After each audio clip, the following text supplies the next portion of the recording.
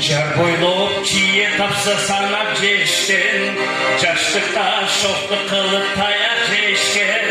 Tappaymın bir düğünü dostlarıma, Kandaşıp caşı kızdan ayaş